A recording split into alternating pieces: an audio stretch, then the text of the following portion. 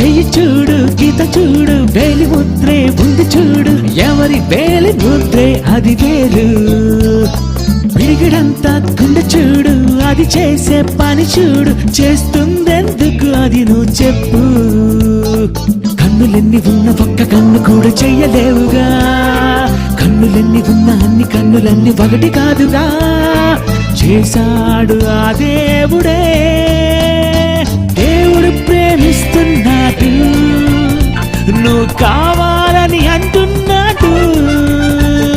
నీకోసం ఆ దేవుడే సృష్టిని చేశాడు చూడు